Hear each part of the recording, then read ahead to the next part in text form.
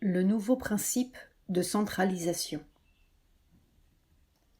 Cette première particule vivante à la frontière de la matière inanimée, il y a peut-être 4 milliards d'années, elle n'avait pas encore de mémoire, sinon celle qui la reliait dans ses atomes au premier nuage d'hydrogène. Elle vibrait, palpitait, s'étendait pour absorber et grandir, comme le noyau pour absorber ses électrons, comme les galaxies pour entraîner d'autres galaxies, et le Soleil d'autres planètes. Déjà, elle était en quête de sa totalité universelle, comme si rien ne pouvait être sans être tout, comme s'il y avait une grande mémoire totale au fond, faim ou amour, un tourbillonnement d'êtres sur soi-même pour englober de plus en plus d'êtres et d'espace, et combler une première unité dissoute dans une explosion de joie ou d'amour, ou de quoi que ce soit que l'on puisse mettre en équation, mais jamais dans sa poche. Un mouvement infinitésimal qui a créé ses propres lois par ses habitudes peu à peu et par les conditions de son milieu. Une première mémoire pour vivre et répéter l'habitude utile ou fructueuse. Un premier enroulement habituel qui allait bientôt faire un cocon trépidant et mortel, d'où il faudrait bien sortir pour mourir et grandir encore. C'était la première trame, une habitude coagulée. C'est la même que Mère allait rencontrer, mais infiniment compliquée et solidifiée par l'habitude mentale humaine. En somme, au bout de l'évolution, il s'agissait de savoir si l'on pouvait sortir du cocon sans en mourir, et si l'on pouvait rejoindre cette totalité universelle imprimée dans nos atomes, sans perdre le petit individu laborieusement formé à travers les milliards d'années et de peines. Être à la fois le point et le tout. Or, cette habituelle coagulation humaine que nous appelons le mental physique était si intimement liée à l'amalgame du corps et à sa forme présente, disait Mère, que quand j'essayais de m'en débarrasser, cela produisait l'évanouissement. On s'éparpille dans le cosmos.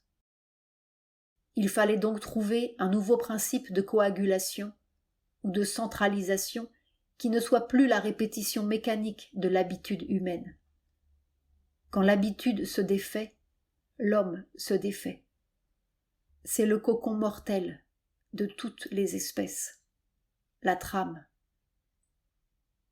Mère avait vu clairement le problème.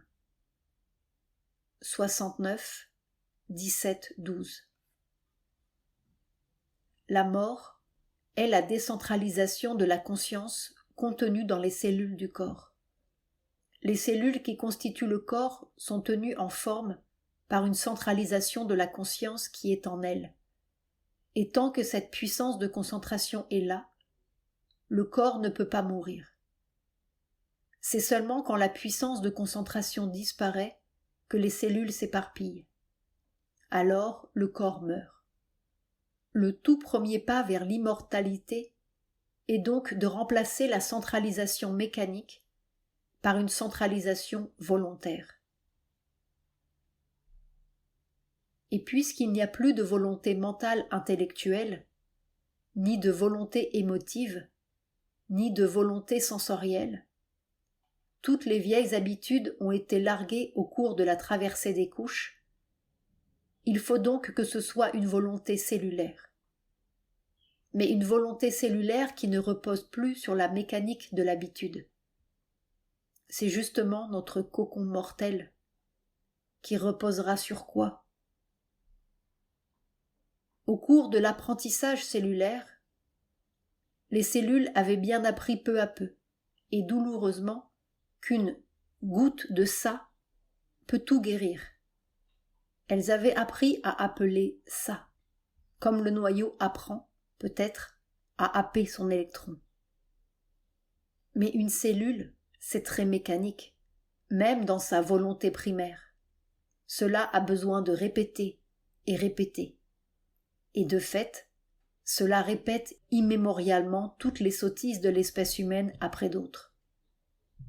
Il fallait donc trouver une autre sorte de mécanique non emprisonnante, qui ne tisse pas autour de la cellule un nouveau cocon mortel, et qui pourtant lui donne la cohésion et la centralisation voulues.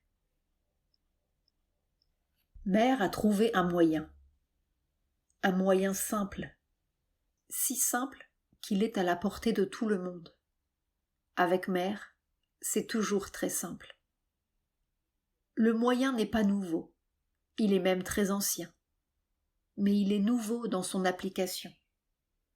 C'est ce qu'en Inde on appelle le mantra. C'est le seul moyen mécanique que Mère ait jamais utilisé. Toute chose, animée ou inanimée, est douée d'une vibration qui lui est propre. Un caillou, le feu, un virus, l'eau, le radium, n'importe quoi. C'est la vibration de la force habituelle qui constitue cet objet, sa fréquence ou sa longueur d'onde particulière, tel le quasar là-bas aux confins de l'univers. C'est le réseau ou la trame vibratoire qui enferme cet objet et lui donne une forme précise. Qui dit vibration, dit son, même s'il est inaudible pour nous. Or, il existe une très vieille science des sons en Inde, une science qui connaît toute la gamme vibratoire depuis l'objet le plus matériel jusqu'à l'état de conscience le plus haut.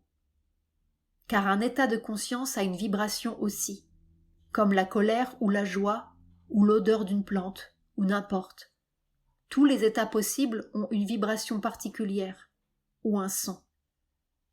Cette science, généralement très mal utilisée, peut donc servir, par l'émission du son, à reproduire l'objet. Il y a un son du feu, un son de l'eau, un son de la colère, un son de la béatitude suprême. Et les adeptes de cette science se servent le plus souvent de leur connaissance à des fins grossières et lucratives, magiques, sur lesquelles nous n'avons pas besoin d'insister. Mais il existe aussi des sons qui ont le pouvoir d'évoquer des états de conscience. Les poètes le savent. Et si l'on peut semer la colère chez quelqu'un, on peut aussi y semer autre chose. L'amour a un son aussi. Peut-être même est-ce le son de l'univers. Ce son, quel qu'il soit, c'est ce que l'on appelle le mantra. Une vibration qui peut reproduire un certain état de conscience, ou à l'autre bout, un certain état de la matière. Mais c'est peut-être la même chose. Ce mantra est généralement composé d'une ou de plusieurs syllabes sanskrites. Mère a donc trouvé son mantra. Dès le début de ce yoga du corps, elle avait bien vu le pouvoir répétitif de cette substance cellulaire, et elle s'était dit que si elle pouvait engrener dans la matière un certain type de vibration, disons solaire, lumineux, expansif comme l'amour, au lieu du type habituel, recroquevillé, sordide et pessimiste et mortel, alors peut-être aurait-on le pouvoir de donner à cette substance un nouveau principe de cohésion qui ne reposerait plus sur l'habitude mortelle, mais sur une habitude divine.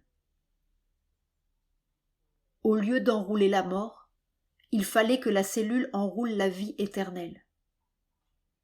Mère s'est donc mise à répéter un mantra, son mantra, celui qui évoquait pour elle l'amour suprême qui est la vie suprême. On commence par répéter le mantra, ou la vibration, avec sa tête ou sa mémoire mentale, et peu à peu, il descend tous les degrés de l'être, dans le cœur, dans les sensations, dans les mouvements, et jusque dans la mémoire du corps. Et une fois qu'il est fixé dans le corps, alors il ne bouge plus. Il répète cela aussi invariablement que « Oh, le cancer ! Oh, la gravitation ! Oh, j'ai mal. Oh. Tous les petits oh qui font un corps habituel et mortel. 60-46. Le son a une puissance en soi, et en obligeant le corps à répéter un son, on l'oblige en même temps à recevoir la vibration. Mais il faut que les mots aient une vie en soi. Je ne veux pas dire une signification intellectuelle, rien de ce genre, mais une vibration. Et sur le corps, l'effet est extraordinaire. Ça se met à vibrer, vibrer, vibrer. 60-209. J'ai vu. Le mantra a un effet d'organisation sur le subconscient, l'inconscient, la matière, les cellules du corps, tout cela. Ça prend du temps, mais c'est par sa répétition, par son obstination, que cela finit par agir. Cela a le même effet que les exercices quotidiens quand on travaille le piano, par exemple. On répète mécaniquement, et ça finit par vous remplir les mains de conscience. Ça remplit le corps de conscience. Alors on commence à comprendre quel pourrait être le nouveau principe de centralisation des cellules.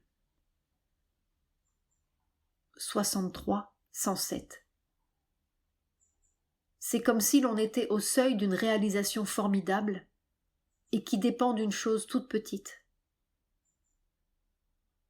Le mantra de mère avait 7 syllabes. Om, Namo, Bhagavate. Il est pour tous les chercheurs qui voudraient trouver la matière telle qu'elle est, sans tous ces faux matérialismes, ni ces faux spiritualismes qui vont avec.